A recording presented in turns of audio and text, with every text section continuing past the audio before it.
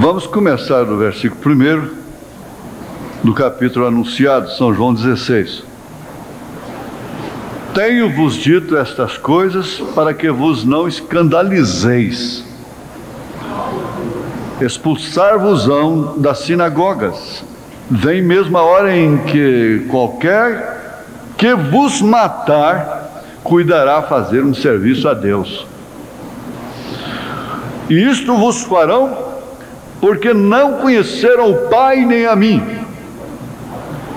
Mas tenho-vos dito isto a fim de que, quando chegar aquela hora, vos lembreis, isso é importante, quando chegar aquela hora, vos lembreis de que já vulo tinha dito, e eu não vos disse isto desde o princípio, porque estava convosco. Agora eu vou vos deixar, então por isso estou falando isso. E agora vou para aquele que me enviou, e nenhum de vós me pergunta para onde vais? Antes, porque isto vos tenho dito, o vosso coração se encheu de tristeza. Todavia digo-vos a verdade, que vos convém que eu vá, porque se eu não for, o Consolador não virá a vós, mas se eu for, enviar-vos-ei. E quando ele vier, convencerá o mundo do pecado, e da justiça e do juízo. Do pecado, porque não creem em mim. Da justiça, porque vou para meu Pai e não me vereis mais. E do juízo, porque já o príncipe deste mundo está julgado. Ainda tenho muito que vos dizer, mas vós não o podeis suportar agora. Mas quando vier aquele Espírito de verdade, ele vos guiará em toda a verdade, porque não falará de si mesmo, mas dirá tudo o que tiver ouvido e vos anunciará o que há de vir. Ele me glorificará, porque há de receber do que é meu e vos-lo há de anunciar. Tudo quanto o Pai tem é meu. Por isso vos disse que há de receber do que é meu e vos-lo há de anunciar. Mais uma vez, Senhor, agradecemos por podermos nos colocar de pé aqui ouvindo a Tua palavra. Precisamos de Ti. Reconhecemos, eu sou o principal deles em toda a terra. Todos nós precisamos do Senhor. Como exclamou Isaías: ai de mim que vou perecendo. Nós também chegamos a este momento e clamamos a guiança do Senhor, a liderança do Senhor. Porquanto tu dissestes que os passos do justo são ordenados pelo Senhor. Ajuda cada um a ordenar os seus passos, ainda que seja sobre espinhos, pedregulhos, em verdadeiras e grandes decepções e contradições, mas desde que seja tudo ordenado pelo Senhor. Em nome do Verbo de Deus, Senhor Jesus Cristo, debaixo desse trono da intercessão, nós te suplicamos estas bênçãos com a saúde de todos, os pedidos de oração. O ajuntamento de domingo próximo está diante do Senhor, em nome de Jesus Cristo. Amém. Assentai-vos.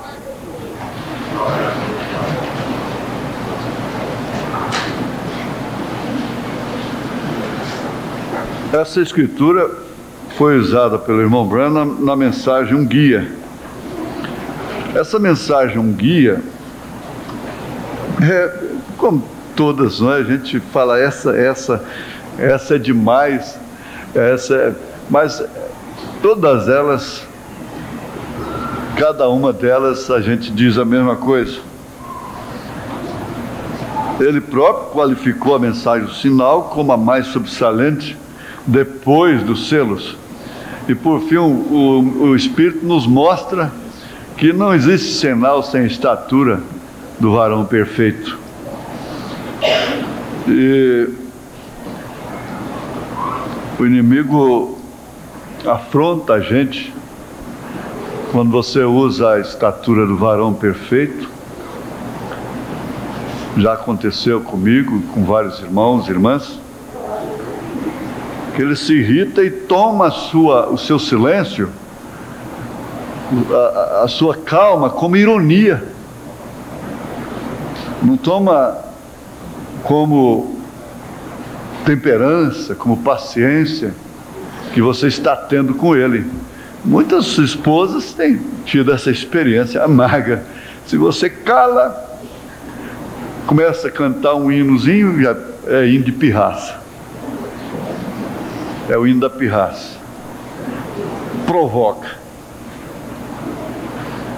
Se você obedece e vai fazer a risca, vira uma provocação. Mas é difícil você até mesmo usar a estatura do varão perfeito. É esperteza, é porque você está devendo, por isso que você está humilde, está calado. É custoso, até a criança sofre quando ela é humilde. Ser rebelde é custoso isso aí, precisa discernir as coisas, não é? Agora esse guia, principalmente aquela oração no final, e aquela hora que ele reconhece que não era um grande caçador, e ele diz ali na frente, adiantando, que você sabe quando você está perdido, você sabe quando você está errado, você não tem segurança, está procurando o fio e não enxerga um palmo na frente. É a situação que ele estava na neve lá, e com aquela complicação que ele estava sofrendo, ele disse aquilo que ele mais amava na terra estava numa cabanazinha lá, que era a irmã Meda e Billy Paul, que tinham ficado lá, e iriam morrer, e como de fato teriam morrido fatalmente se ele não encontrasse o fio, aquele fio que guiava até lá na cabana. Já adiantando, é um estudo, não é? E quantas vezes nós temos nos encontrado nessa situação, perdidos no mato, por exemplo, principalmente à noite. Ele ainda procurava por um fio. A gente confiava numa bússola, mas com o guia totalmente rebelde, crendo demais porque nasceu no mato, era um mateiro e não aceitava a bússola. Só que depois, olha, uma coisa que a gente podia ter saído até 7 horas, 8 horas da noite, fomos chegar 4 horas da manhã, a noite toda no mato. Aí chegou aqui, ele comprou uma bússola, aí passou a crer na bússola. Mas exemplifica direitinho. Se perder numa capital como São Paulo, perder ali dentro, com um caminhão carregado de gás, experimenta, carregar um caminhão de gás, de repente alguém grita em você, amarraram mal amarrado e aquilo está despencando lá de cima, e o senhor olha e fala, meu Deus, o que é isso? O que teu servo te fez? Vai assim a vida toda só de porretada, e você vai sofrendo. Você sofre desde o dia que é concebido. Você sofre. Já sofre as condições da gestação, a escuridão do ventre, como eu pus naquele poema do tempo, por 9 meses.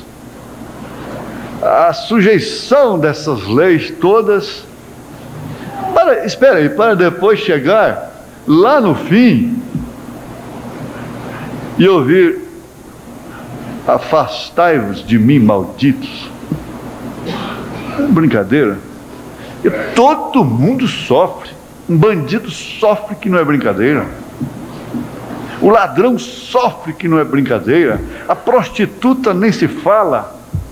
É um sofrimento, é uma angústia, é uma vida terrível. Todo mundo sofre. O militar sofre, o civil sofre, o doutor sofre, o indulto sofre, desde a hora que é concebido. Então tem que chegar lá no fim com uma clareira, não é? Um vinde a mim, um vinde a mim.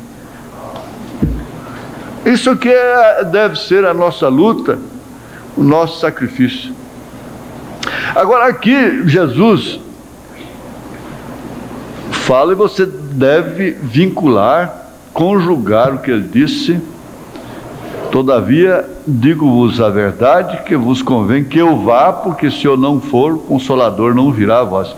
Esse Consolador, em São João 14, ele o identificou aqui, ele traçou o seu retrato, fez o seu retrato falado aqui, ó. São João 14, 16. E eu rogarei ao Pai, e Ele vos dará outro Consolador, para que fique convosco para sempre. Aqui já disse que Ele que enviar. O Espírito de verdade que o mundo não pode receber. Esse é o Consolador. Porque não o vê nem o conhece, mas vós o conheceis, porque habita convosco. Era Jesus. E estará em vós, porque Pai é Deus sobre nós, Filho é Deus conosco, o Espírito Santo é Deus em nós. Então, o que faz a igreja, Filho de Deus, é exatamente isso, é Cristo nela, é o corpo de Cristo. É o corpo de Cristo. E estará em vós. Pai sobre nós, o mesmo Deus. Filho, Deus conosco. Espírito Santo, o mesmo Deus em nós. Estar com é uma coisa, estar em é outra. Deus está com muita gente, mas não está em todos eles. Ele pode estar curando ali, fazendo maravilhas, coisa e tal, mas não está neles. Porque se estivesse neles, eles não rejeitariam o batismo em nome dele. Eles não rejeitariam o seu enviado, seu profeta, seu anjo mensageiro. É muito simples e nos assegura cada vez mais. E o irmão Branham comenta aqui, mas quando vier aquele Espírito de verdade, ele vos guiará em toda a verdade. Quando vier o Espírito da verdade, ele vos guiará em toda a verdade. O que é a verdade? A palavra. Essa aqui é a verdade, é a palavra. Pois ele falará, ele não falará de si próprio, mas o que ele ouve, ele falará. O que ele ouve, ele falará. Escute bem. Em outras palavras, ele será aquele que revelará a coisa. Vê você? Que revelará a coisa, a palavra, como revelou para nós. E no capítulo 4 de Hebreus, a Bíblia diz que a palavra de Deus é mais aguda, mais poderosa do que uma espada de 2 gumes. Discerne os pensamentos da mente e do coração. Bem, o que ele ouve, ele falará, e vos anunciará o que há de vir. O que fará aquilo? O Espírito Santo que virá no nome do Senhor Jesus. A gente, antes de ficar iracundo, nervoso, deveria pensar muito. Meu Deus, a gente fala tanta coisa que entristece esse Consolador. Por isso a gente fica sem consolo depois. a gente age de maneira tão iracunda. E o profeta disse: quando você fica nervosa, o Espírito Santo sai de você, porque aquilo é amargura. E ele, como pomba, não tendo fel, não suporta amargura. E cada vez que você faz isso, ele vai se distanciando, vai assentando. Uma expressão que ele usou, assim, bastante popular, que ele assenta como um passarinho, uma pomba no galho de uma árvore, espera você passar aquela crise, aí depois ele volta. Aí por isso que aí você começa a raciocinar e pensar: meu Deus, onde que eu estava com a cabeça, o que eu fiz, o que eu falei, e cai em si, tá bom. Aí até aí ele está achando bom ainda, mas de repente amanhã qualquer coisa que te tira do sério de novo, aí ele vai pousando, assentando numa árvore mais longe um pouco, e aquilo vai demorando,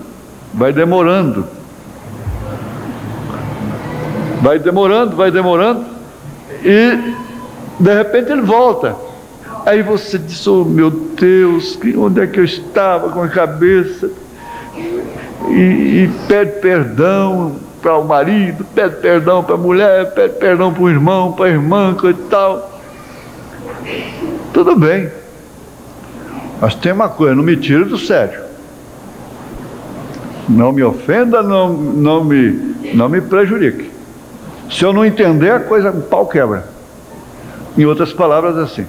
Aí de repente a panela ferve de novo, ele já vai e assenta mais distante. É uma verdade. E na medida que nós vamos admitindo a paz, não permitindo a raiz de amargura, o processo é o mesmo também. Ele volta sentando mais perto. Tem um jeito. Você pode, desde que não blasfeme, ele pode voltar a tomar conta do seu coração. Agora, as pessoas são nervosas, bem entendido. Ele chegou até a dizer para um ministro, ele disse: irmão Branham, ele reclamou: eu sou um homem nervoso, um ministro.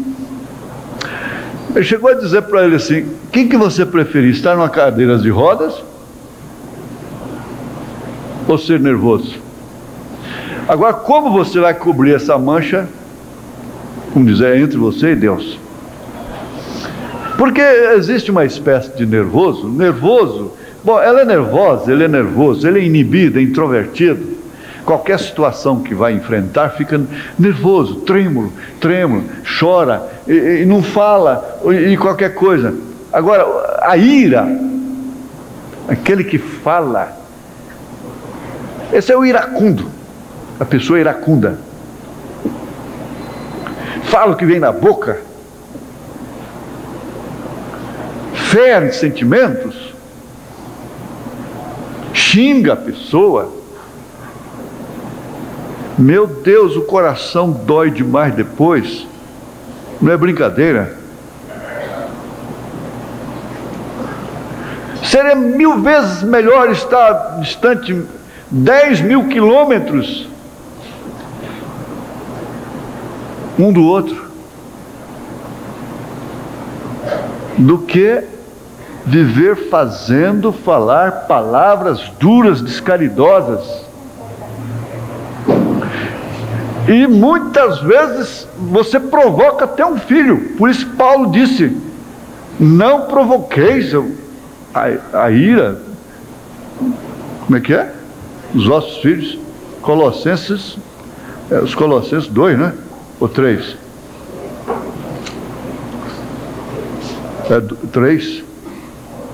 3. Vós, pais, não irriteis os vossos filhos, não irriteis os vossos filhos para que não percam o ânimo. A pessoa irrita.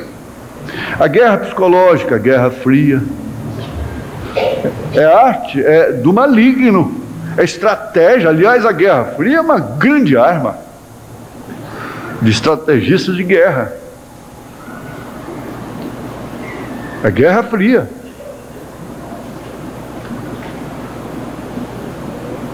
E isso vai provocando, isso provoca ela até que ela mostra as cores. Provoca ele, você trabalha nesse sentido que vai indo, ele explode. Aí ele se compromete, ela se compromete. Quer dizer, é uma arte maligna. Isso é chamado de a Guerra Fria, e há especialistas em Guerra Fria, estrategistas de guerra mesmo, para fazer o plano da Guerra Fria. O que significa também, no caso de um lar, sob uma Guerra Fria, meu Deus, misericórdia. Mata-se uma pessoa. Paulo chegou a admitir, ele chegou a admitir que era melhor então que estivesse longe um do outro. Mas veja só, o Espírito Santo não é encarado como consolador. O mundo pentecostal, a era pentecostal, perverteu na mente das pessoas a função, a especialidade do Espírito Santo na igreja. Por quê? Até hoje eles sustentam que o Espírito Santo é falar línguas estranhas, é gritaria,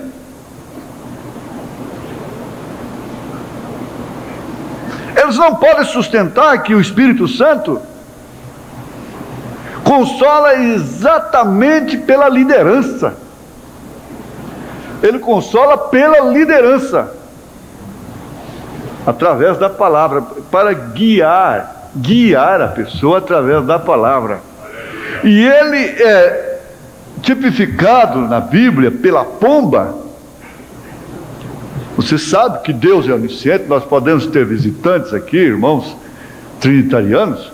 Ora, Deus é onipresente, onisciente, onipotente. Como onipresente, ele pode aparecer na Terra, no mundo, no universo, em todas as galáxias, ao mesmo tempo, de milhares de formas diferentes.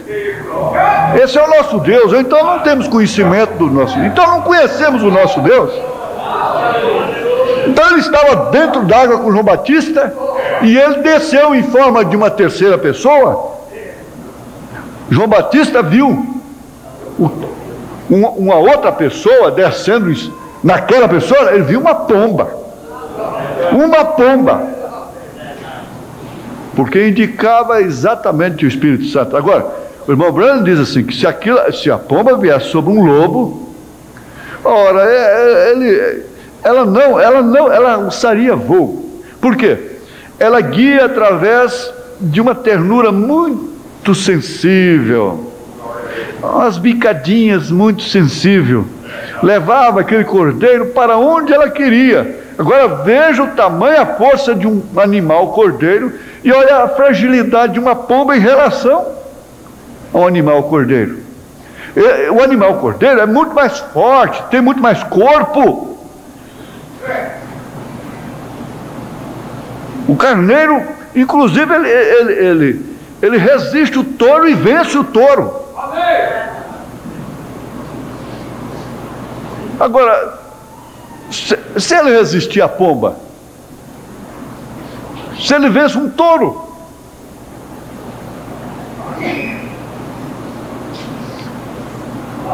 então aquelas bicadinhas sensíveis que a gente vai deixando passar, vai cortando as pontinhas, os ganchinhos, né?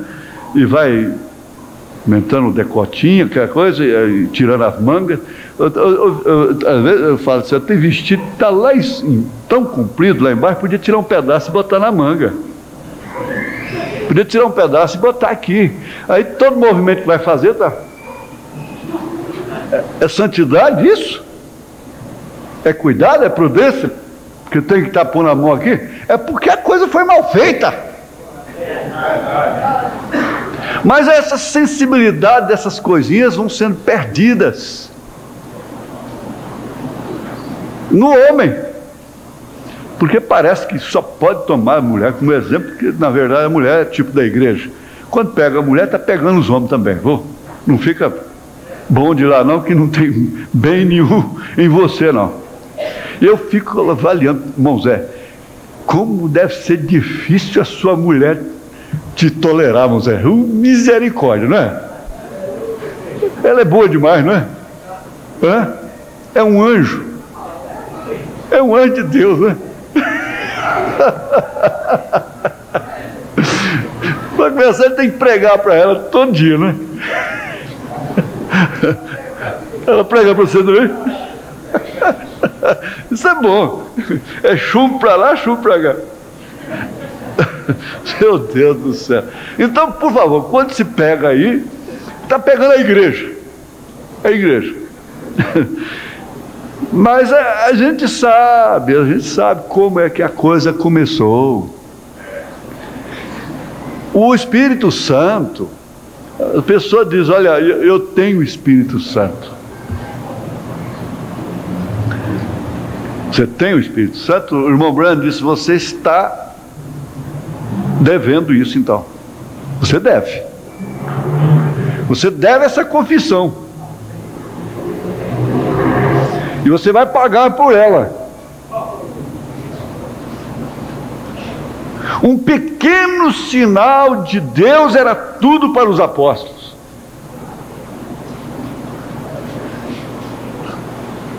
Eu fico pensando assim, mas que cabeça dura. Dura. Como minha mãe dizia, você é um cabeçudo. Você é teimoso. Você vai sofrer mesmo, tem que sofrer, porque você é teimoso. Você está vendo a coisa e vai. Agora, quem que bate na cabeça e diz, Tiburtino, você é teimoso.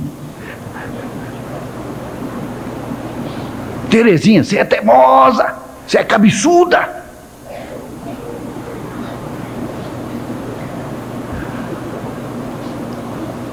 Antes de tudo, vamos entender uma coisa, que ninguém tem a plenitude do Espírito. Isso é chocante? Não.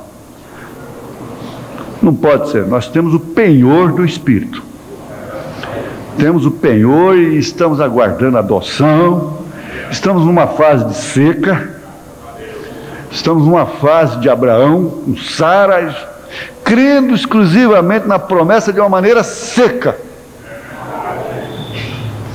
Agora, existem consequências de não obedecer o pequeno toque do Espírito, que na verdade não nos compromete em relação à nossa eleição, nosso arrebatamento, mas nos causa sofrimentos insuportáveis, purgação horríveis aqui nessa terra.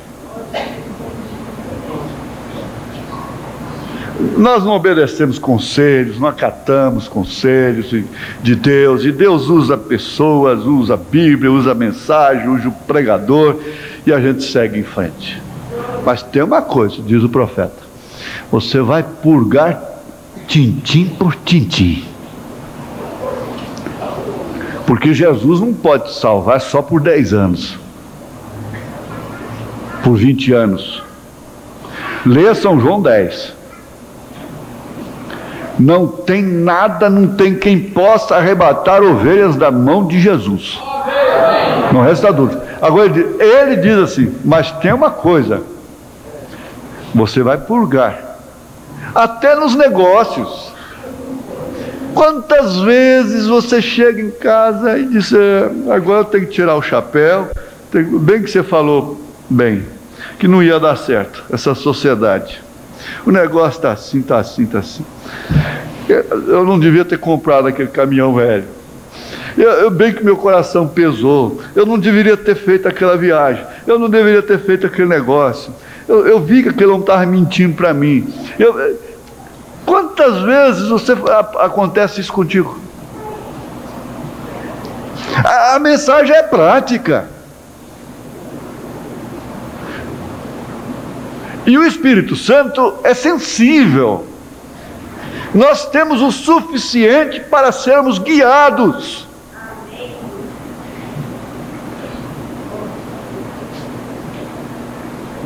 Porque na verdade o que trará plenitude é, sem dúvida alguma, a pedra de coroa. O irmão Brana tinha aquela pedra de coroa. É a pedra de coroa, a plenitude. Encaixando nesse corpo. E Deus não vai dar a plenitude do Espírito Santo para a igreja ficar fazendo espetáculo aqui no mundo, salgando, como que salgando Sodoma, carne podre. Não é isso não. A plenitude do Espírito é para subir. Então o penhor do Espírito é para ser dirigido, guiado, crendo nas promessas. É a palavra do homem, do rapaz de Chicago para a prima órfã. É a palavra, você apronta. É a promessa do Elohim para o Abraão, que o filho vem. Agora, isso é chamado de o Espírito Santo, de batismo no Espírito Santo. Porque a obediência total à palavra te dá direito ao sinal, te dá direito ao Espírito Santo. Se você ouve o conselho de uma pessoa, conselheiro, uma conselheira, quando você precisa de novo, você volta lá, ela viu que você obedeceu, se deu bem, você testifica: ó mamãe, graças a Deus que eu ouvi a senhora e agora eu estou noutra situação, assim, assim, assim. Então sua mãe tem prazer, o seu pai, de buscar a direção. Fala: vamos estudar, também nessa situação Deus vai nos guiar.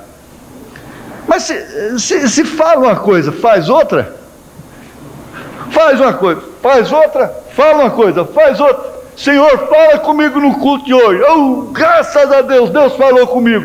Daí a pouco vai fazer outra diferente.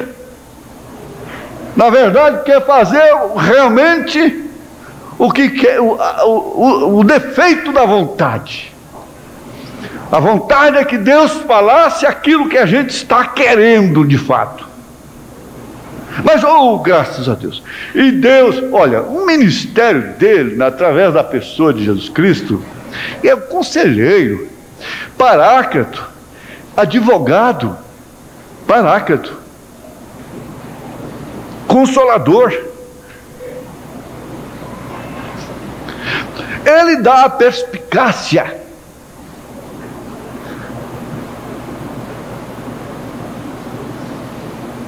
Inclusive a certeza absoluta que João tinha lá quando ele disse assim: olha, no que é verdadeiro nós estamos. Porque doutrinariamente falando, nós não temos medo de nada não. Sabe por quê? Mesmo porque, e até porque, se amanhã Deus mostrar para nós alguma coisa doutrinária, Ele sabe que nós estamos prontos para corrigir, para reparar aquilo. Mas até aqui é Ebenezer, doutrinariamente falando. O que nós temos contra nós é o eu. É o eu. O que nós temos contra nós, não é verdade? Agora, eu acabo não estudando do jeito que eu queria, porque a coisa é como comer feijoada com pimenta com Maria, o trem gostoso do mineiro. E no capítulo, vamos ver aqui, eu gostaria de tomar estes próximos poucos minutos para chamar a sua atenção na palavra guia. Um guia. Você sabe, eu já tive bastante experiências na floresta, ou nas florestas. Um guia é alguém que te mostra ao redor. Você tem que ter um guia quando você não sabe para onde você está indo. E estando familiarizado com caça, E do mundo ao redor eu tive a oportunidade de encontrar guias. E eu mesmo sou um guia no Colorado. Meu tio, vai pra cá. Isso. Obrigado. E eu mesmo sou um guia no Colorado, porque conhecendo o estado, fazendas e assim por diante, eu posso ser um guia no Colorado. Agora o que ele diz? Um guia tem que conhecer o caminho. Amém. É verdade. Um guia tem que conhecer o caminho. Tem que saber para onde está indo e o que ele está fazendo e como tomar conta de você pelo caminho. Não se meta a ser guia. São Tiago falou mais ou menos isso aí de uma maneira até mais grave, quase que trocando as palavras. Não se meta a ser mestre, porque você vai chamar juízo sobre você. O irmão Branham diz, ensinar a palavra é como deslizar. O mestre é como deslizar sobre o gelo. E de vez em quando, deslizando, patinando sobre o gelo, um vai, ó, porque a casquinha fina afunda e acabou-se.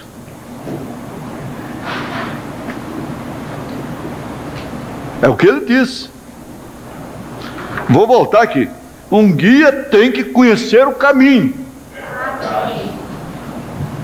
Ele tem que saber para onde está indo e o que ele está fazendo e como tomar conta de você pelo caminho. Ele diz que Moisés sabia o que fazer e como fazer, porque ele tinha um guia. Deus falava com ele. Hoje é difícil. Ele diz, é difícil ter o assim diz o Senhor nos pormenores da vida. Quando a pessoa diz eu vou orar primeiro, a exigência do outro lado diz, está vendo? Ela já vai orar primeiro. Ele vai orar primeiro. O profeta diz, é difícil alguém dizer assim diz o Senhor. Vá, faça, não faça, não vá. Porque, como a gente disse, eu nunca imaginei, nunca vi o irmão Branham, depois que revelou os selos, irmão, depois que revelou os selos, marcando culto para estudar os selos. Depois que ele pregou casamento e divórcio, eu não vejo ele marcando um culto para estudar casamento e divórcio. Agora nós é que queremos fazer. Nós é que queremos fazer. Nós temos mestres que vão estudar os selos, coisa que o irmão Branham não fez, gente. Os selos é aquilo que ele pregou. Ele disse, agora vocês estão estudando lá, o companheirismo está estudando, terminou Deus em Simplicidade. Ele disse, como está nas fitas, pronto. Como está nas fitas. Mas o que se tira do primeiro até o 7º selo, experiências práticas da vida. Por que tanta diversidade no casamento? É por causa da falta do assim diz o Senhor. A falta do assim diz o Senhor. Montões de mulheres insatisfeitas com seus maridos sustentam o casamento por questão de princípio, por questão de moral, por questão de família, com medo do inferno ou qualquer outra coisa. Montões de homens insatisfeitos, infelizes. Se eu tivesse que casar de novo, Deus me livre, não queria nem passar perto dela. Deus me livre, não passava nem perto dele. Por quê? Faltou assim diz o Senhor. Você pergunta, o senhor já fez isso? Você já fez isso? Já deu passe assim diz o Senhor? Quanto lhe custou? Você já fez isso? Você já fez? Você já fez? Eu não vou perguntar quem nunca fez, porque ninguém vai levantar a mão. Agora, vamos raciocinar sobre essa especialidade do Espírito Santo. Quem sabe isso pode gerar uma série. Essa especialidade, a consciência, porque desse penhor do Espírito. Gente, quem tem o penhor do Espírito está hipotecado. O irmão Branham dá ilustração dizendo: olha, você vai lá naquela companhia e escolhe aquele carro e dá $500 de sinal. Então aquele carro está penhorado. Você tem um contrato de compra e venda e vai cumprir, depois você vai lá e tira o carro, ele é seu. Então nós estamos na penhora de Deus. E vamos enfatizar nessa manhã o porquê de tantos galos na cabeça, sem perder a eleição, porque não tem como perdê-la, sem perder a predestinação, porque não tem como perdê-la, mas purgando passos que foram dados fora da palavra, fora da liderança do Espírito Santo. E o pior de tudo é quando nós não conformamos, nós não consolamos, não damos lugar nem ao Espírito Santo de nos consolar. Porque quando Simeão estava falando só verdade contra Davi, ele falou só verdade, sanguinário. Joabe, que foi sempre um general, aquele general que falava a verdade para Davi, que dava a vida por Davi, e que por fim acabou morrendo na espada no altar. Eles queriam cortar o pescoço do Simeão, uma cueba, insultando a Davi. Davi disse: não faça isso não, isso aí é o Senhor, isso é o Senhor que permitiu isso aí. Na fase presente do meu ministério, irmão Branham mostra isso, como Deus abandonou a Paulo, porque ele disse: o Espírito Santo deixou Paulo, porque antes, quando alguém mexia com Paulo, ficava cego, alguma coisa acontecia. Agora não, esse camaradinho aí está insultando, está fazendo tudo isso aí com Paulo e não acontece nada com ele. O Espírito Santo deixou a Paulo. Irmão Branham fala isso. É a fase presente do ministério de Paulo. Era a fase presente do ministério de Jesus. Ele disse que eles arrancavam barba dele, cuspia nele, fazendo, e não acontecia nada. Cada um deles ficaria com os braços duros assim para cima, nunca mais desceria os braços, se não fosse a hora para aquilo. Entende? É chegada a hora para tudo. Agora o Espírito Santo, ele não perde a missão de consolar. É como essa mãe que falou: meu filho, não faça isso, coisa e tal. Daqui a pouco catarro descendo o nariz, misturado com lágua, aquela coisa toda. O que ela faz? Põe a cabeça dele no colo, põe um salzinho no galo lá. Aí eu falo: mamãe falou, você não devia ter ido. Não, agora, da outra vez, você obedece a mamãe, tá? Porque senão vai ter uma galinha na sua cabeça, não é? Um peru. E assim por diante. Quer dizer, ela vai, passa a mão na cabecinha dele, coitado, feliz. Você está vendo o que é desobedecer? Está vendo? E o Espírito Santo faz isso também. Você está vendo, minha filha, o que é desobedecer? E por outro lado ele fala: tá vendo como é bom obedecer? Amém. Está vendo como é bom obedecer? Noé, quando a água estava jogando a arca para lá e para cá, aquilo não era uma enchentezinha por aí, não, de um El Nino, não. Era a terra inundada. Ele passava o dedo assim nos cantos, lá naturalmente, passava a mão na sua barba longa, e naturalmente ele dizia assim: olha, a razão me disse que não precisava betumar por dentro, não, bastava por fora. Mas graças a Deus que eu obedeci, porque senão estaria entrando na água aqui, ó. Graças a Deus. Olha, quantos já passaram por essa experiência de dizer graças a Deus porque eu obedeci? Graças a Deus porque eu obedeci.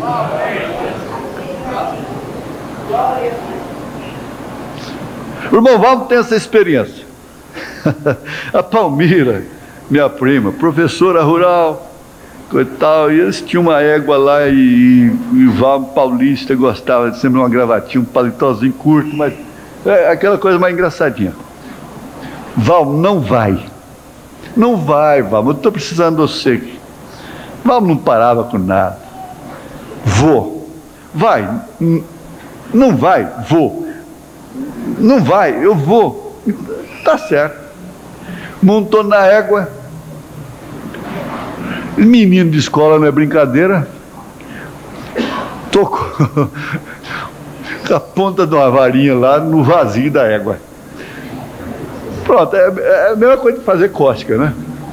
Essa égua disparou com ele no cerrado. Ele abraçou com o pescoço da égua e gritava: ô meu senhor, tem misericórdia teu servo. Bem que Palmira falou, por teu servo não vi. Eu não desobedeço a Palmira mais não, senhor. Manda essa égua parar, senhor.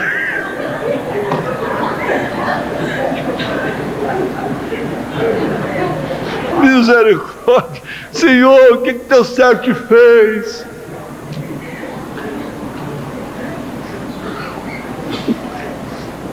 Eu falei, Paulo, para você não ir.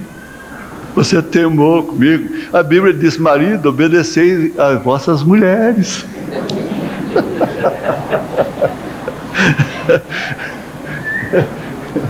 Mas ela era experiente. Tem mulher que tem que ser obedecida mesmo. O melhor que o homem faz é obedecê-la. Ela é de oração, ela vê as coisas. Melhor, isso não diminui ele em nada, não.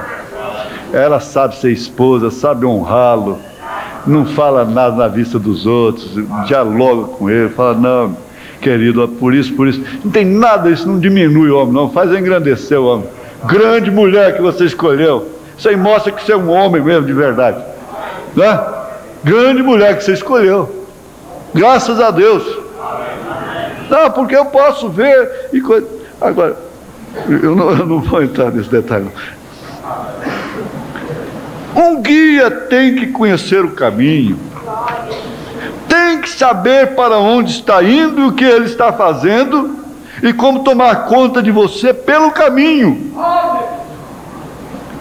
Gente, uma mãe vai tomar conta de uma criança por quantos anos? Pelo caminho dela. Não faz culto doméstico, não levanta cedo.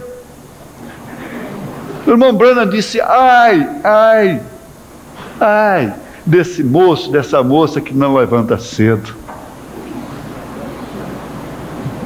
Não lê a Bíblia sistematicamente com ele, com ela. E diz assim: de vez em quando eu vou na igreja e o Espírito Santo, irmão Carlos, é obrigado a isso. Não. Ele disse assim: se eu fosse uma mulher, eu queria estar em casa, fazendo serviço de casa e nas horas vagas, ensinando o caminho do Senhor para os meus filhos. Foi assim que fez Lloyd e Eunice com Timóteo. E tanto tempo jogado fora. E por isso elas vão crescendo, eles vão crescendo, dessa forma dominante, predominando, mandando na atmosfera da casa. Porque senão ficam revoltados.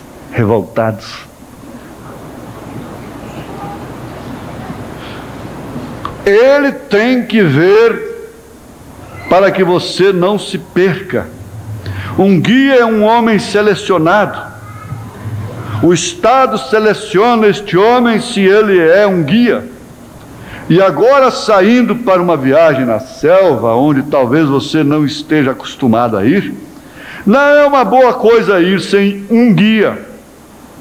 Francamente, alguns lugares você não pode ir sem um guia.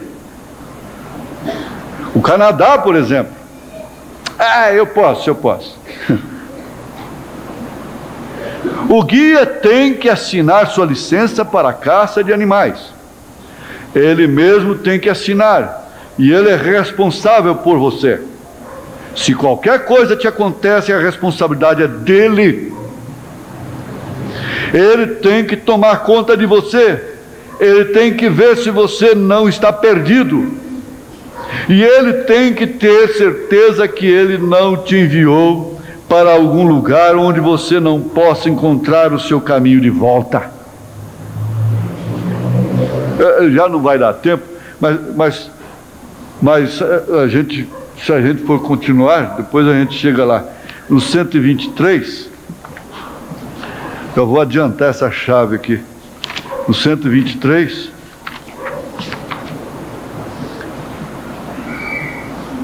ele diz: subi o cânion, desabotoei meu grande casaco vermelho e subi correndo o cânion assim ao redor. A primeira coisa que se sabe, eu pensei: puxa, onde foi que eu desviei?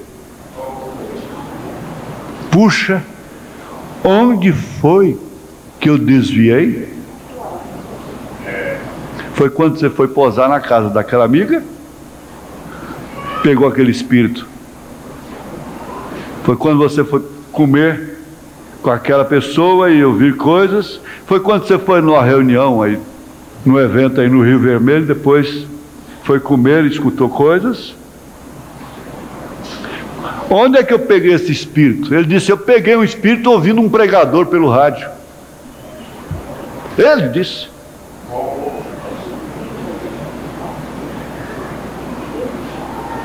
É por isso que mesmo, eu faço assim, eu mesmo faço assim. É antes e depois, o botão é que manda.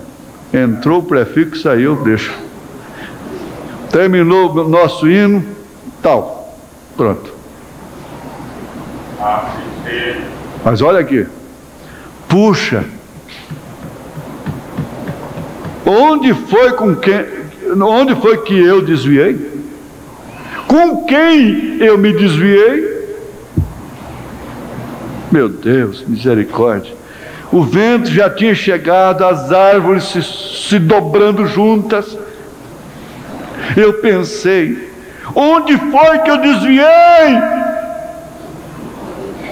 E o baiano diz: vai procurar sua rodilha onde você quebrou seu pote.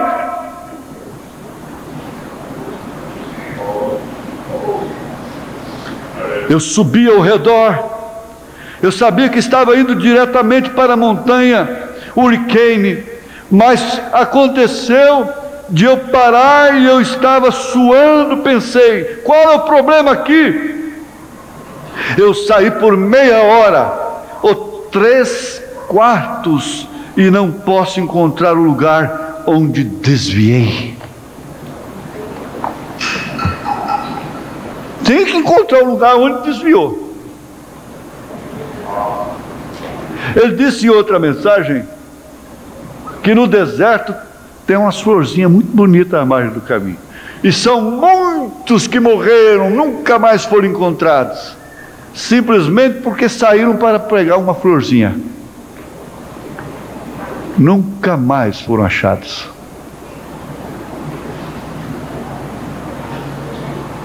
Onde é que eu deslizei em casamento e divórcio? onde que eu deslizei naquilo?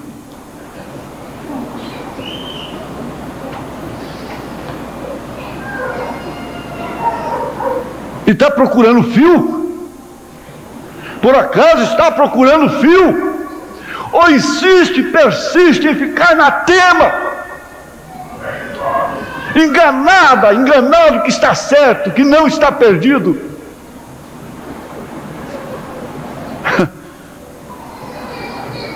Insistindo, tentando se iludir a si mesmo, como quem não perdeu o Espírito Santo, não perdeu a liderança, o guia.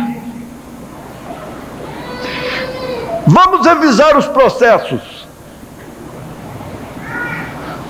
Isso chama inventário.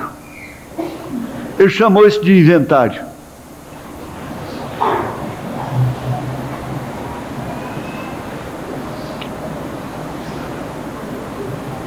Agora,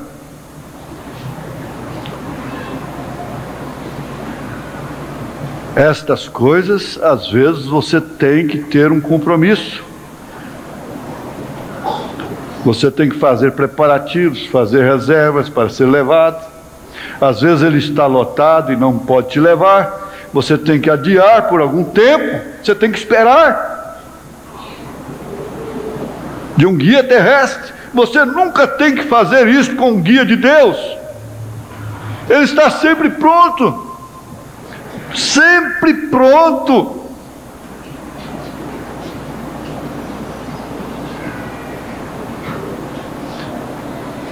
Se vocês não estão com os preparativos prontos, e você está pensando em fazer uma viagem pela selva, onde você nunca foi antes, você pode se perder e perecer. Você tem cerca de 1% de chance para sair da selva. 1%. Isto é, se ela não é muito densa, você tem 1%. Você pode ter 1% de chance de sair por si mesmo. Eu vi um pedaço disso lá, é uma coisa horrível. De dia dá temor. Mas se é muito hostil, bem dentro, você não tem chance para sair. Não tem. Não há maneira para fazê-lo, porque você se encontrará na rota da morte. E então você estará perdido, então você estará acabado. Você se perderá se você não tem um guia que conhece a região e sabe como voltar.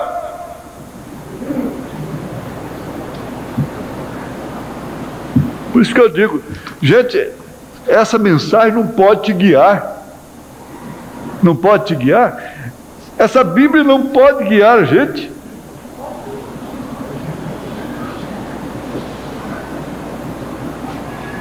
Muitos de vocês estão familiarizados com o artigo que vocês leram no ano passado, lá em Tucson, Arizona, aqueles escoteiros. Mesmo sabendo eles, ou sendo eles treinados, sabendo como tomar conta de si mesmos, eles eram escoteiros. Eles fizeram até um filme baseado nesse fato. Eles não eram apenas escoteiros principiantes, eles eram escoteiros completos. E eles fizeram uma viagem subindo as montanhas acima, e veio uma tempestade de neve, e a natureza mudou a posição deles. E a causa pela qual eles se perderam, e todos eles pereceram, com toda a prática que tinham, foi porque uma mudança aconteceu da rotina comum, e eles não souberam como sair. E eu me esqueci quantos garotos que estavam na montanha que pereceram, embora eles tivessem helicópteros e a polícia militar ali, e a Guarda Nacional e a ajuda de voluntários e tudo mais, mas eles se perderam, ninguém sabia onde eles estavam, e eles não puderam tomar conta de si mesmos. Não dá. Ela com 13 anos, 12 anos já fala para a mãe assim: eu sei cuidar de mim, mamãe, eu sei. Minha filha, eu sei o que eu estou fazendo. Todos eles pereceram na neve, porque eles não sabiam que estavam indo para o leste, norte, oeste ou sul. para cima ou para baixo, ou seja, como fosse, tudo parecia a mesma coisa. Agora um guia sabe onde ele está, não importa o tempo. Ele está equipado para fazer aquilo. Ele sabe o que está fazendo. Ele está familiarizado com tudo. Ele conhece a aparência de tudo. Então ele pode estar no escuro e pode sentir uma determinada coisa. Você até passar a mão numa árvore assim, para ver o lado da casca mais grossa, com aqueles, como é que chama aqueles? Musgo. Então é o lado sul, o lado norte baseia de noite.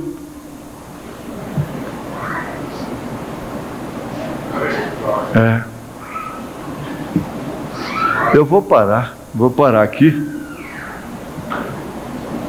Você sabe que tem que ser assim, né?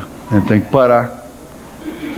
Muito embora tenha muita coisa pela frente, a gente, se Deus permitir, a gente prossegue a reestudar essa mensagem, né? A reestudar. Foi só 25.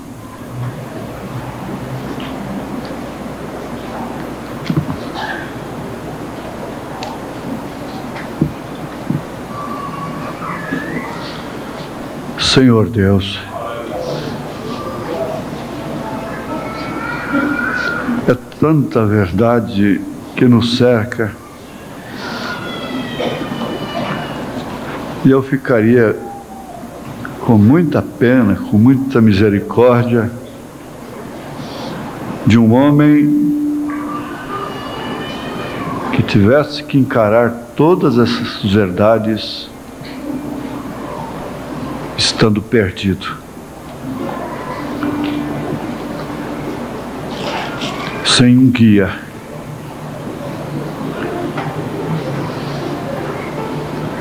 Muito pouco se diz, assim diz o Senhor.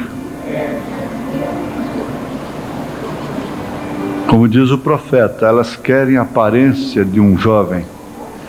Eles querem um par de olhos. Elas não querem uma missão de Deus. Eles não querem uma missão de Deus, não pensam nisto. Mas isso não se refere a esses jovens que estão permanentemente na tua presença, estudando a mensagem com muita vontade. Isso não se refere a essas irmãs e irmãos que estão sempre ouvindo a voz do Senhor.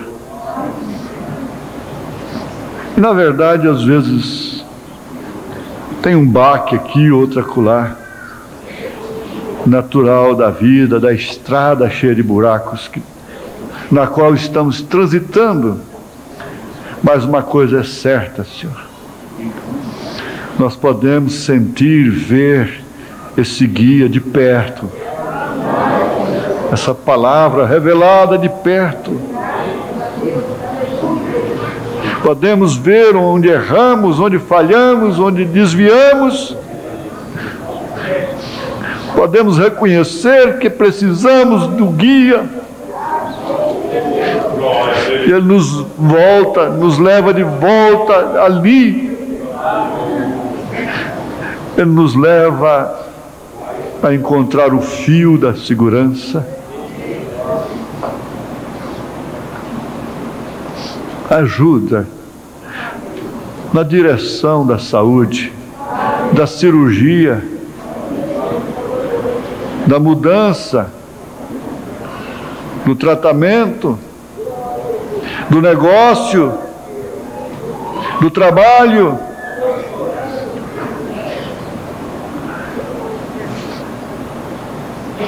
Cada um aqui espera pelo Senhor. Ninguém está esperando coisas que são contrárias à tua palavra.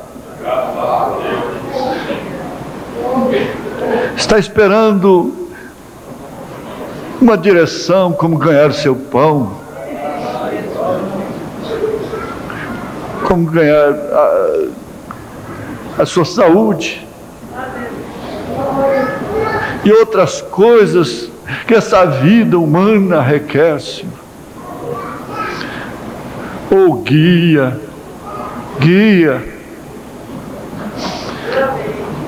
eterno, quero um Salvador comigo. Quero Salvador comigo. Sem Jesus não posso andar. Quero estando dele nos seus braços descansar, confiado no Senhor, consolado em seu amor, seguirei no meu caminho, sempre estarei, ai, sempre amor. Quero Salvador comigo, porque é minha fé.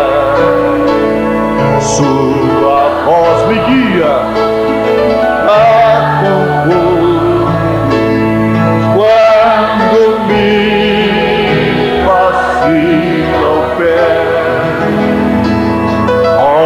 Confiado no Senhor,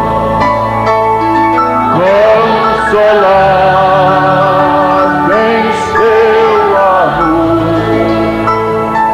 seguirei o meu caminho, sempre estarei, sempre amor.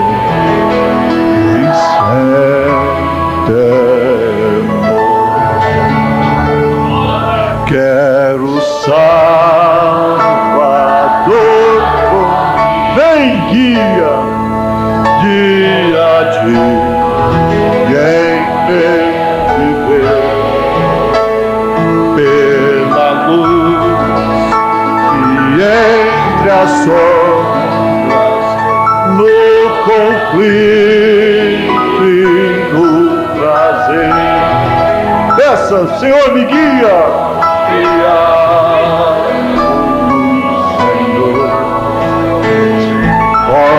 Consolado em seu amor, seguirei o meu caminho, sempre estarei, sempre. Quero Salvador comigo, quero Salvador comigo, sabe, guia e bom pastor, quer passar além da morte, longe de perigo e dor, confiado no Senhor, confiado no Senhor, consolado em seu amor, em seu amor, seguirei o meu caminho,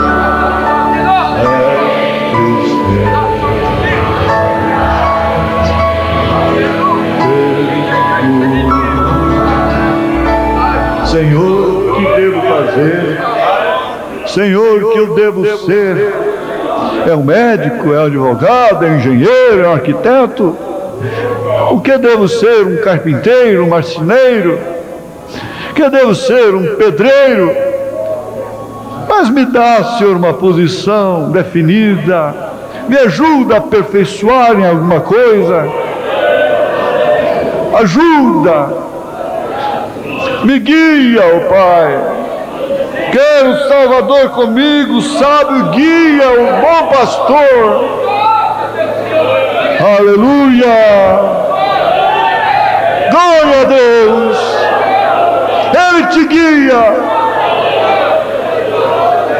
porque você ouve a sua voz. Em nome de Jesus Cristo, guia minha nau, Senhor. Amém, ó Pai, amém. Amém.